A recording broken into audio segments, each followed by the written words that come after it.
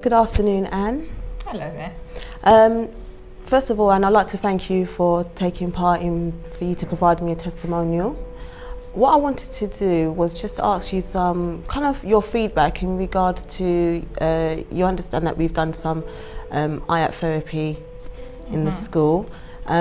So just before I start off, I just wanted the viewers to know exactly, what you do in regards to Redland School, and just a bit of introduction, and just kind of give me your perspective on how you thought the therapy had been taking place with the pupils in the school. Is that okay? Yeah, that's fine.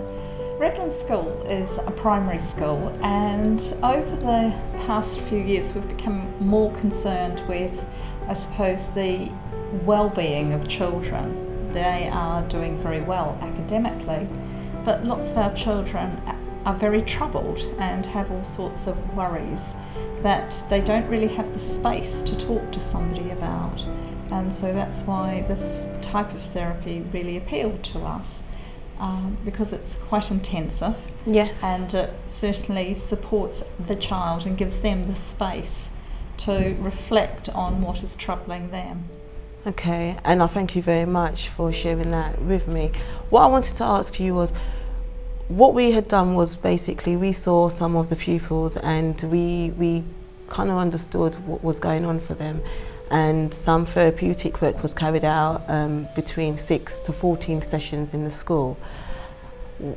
Coming away from the therapeutic side, I just wanted to see, to get an understanding of how you're seeing the actual intervention. How has it been in the sense of the progress? How are they doing? Well, I think the most important part is that there was very rapid progress with the children, partly because they began to understand the difficulties they were having and what the triggers were, particularly for children with behavioural difficulties, and began to unpick that. But what's been interesting is that progress has been sustained. It's been slightly slower, but the children are still able to talk about the strategies that were identified while they were having the support. And I think so therefore it has had quite an ongoing effect on the children. Great. And that's something really nice to hear, just to know that they've been able to still utilise the strategies that's been learnt.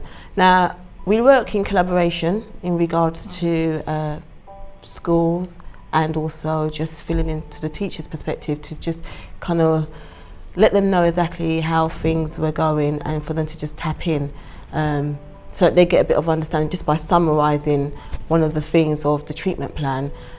Do you think that it has been helpful in a way of having that communication, in the sense for them to be aware? So the whole aim is that certainly, because I think these are the children that the teachers often flag up in the first place as having concerns, and they feel at a bit of a loss how to help the children, because clearly it's outside a teacher's remit of work. And so therefore it's really helpful when you will keep the teacher informed throughout what's going on, and they're able to reinforce those strategies that the children learn. Great. So I think that's a really big benefit of it. Okay, which I think that's really nice to hear. One of the other issues that we worked on was working in collaboration with the parent and the child, and being able to pick up any problems if had been at home, and to bring it together to look at how we can work in best practice to look at how we can make an achievable outcome by solving the problems, and also to look at what we can do within that environment. How have you found that, in the sense of, that CBT is always the individual, that one-to-one piece of work, but when we step in the parent and child, and having that meeting and providing that feedback, has that been helpful? I think that's been very helpful, because although you work individually with the child lives in a context of a family, and works within the context of a class, and often it's those very different places that cause the difficulties for the children. Yes. And they get contrasting messages. But of course all parents want the best for their children. Yes. And so they're only too happy to come in and help and support the children. And often they're the parents who are somewhat they know their child's struggling, but they just don't know how to support them. So I think those strategies certainly benefit the parents as well. Great. Okay. When we kind of work with regards to CBT, how it all works, and one of the focus of CBT is looking at how we work with problems. Some of the areas where CBT is best fit in is issues such as, sleeping problems, bullying, trying to understand the life situation. In Redland School, I know that things has changed in such as the academic side, and we're looking at the level of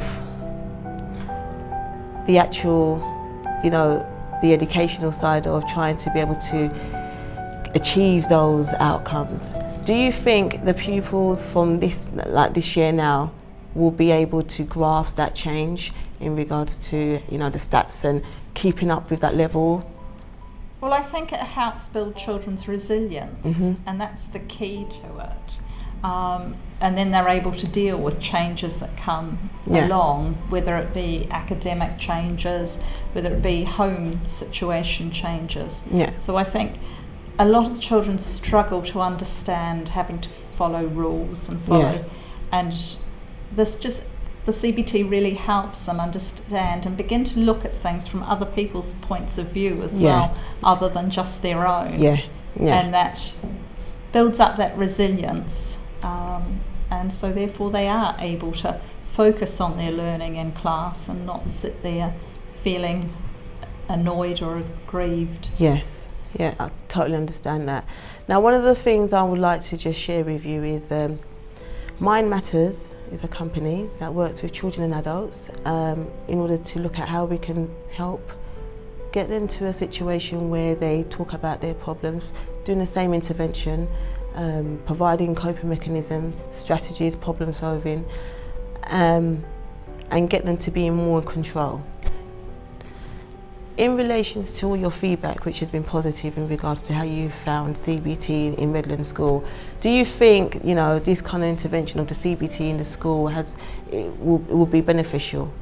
I think it would be very beneficial, because I think it's about giving children one-to-one time and focusing on them as individuals, and I think unfortunately that doesn't happen very often. Many of our children are living in overcrowded situations at home. Life is pressured.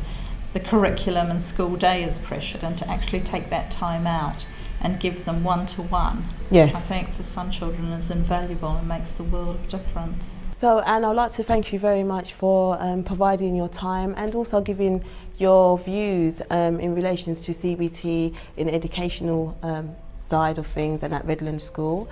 What I would like to say, just coming towards the end, is, the aim for getting people to express themselves in a way and listening to other agencies that have been involved where CBT has been carried out is to also get their side of things and get their perspective of if they thought that the CBT was effective, how we work collaboratively within the school setting and also within the parent, which I think is very important.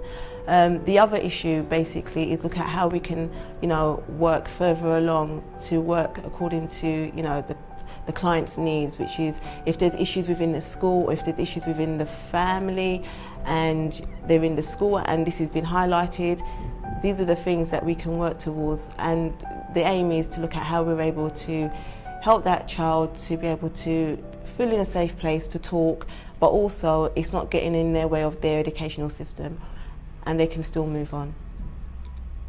Thank you.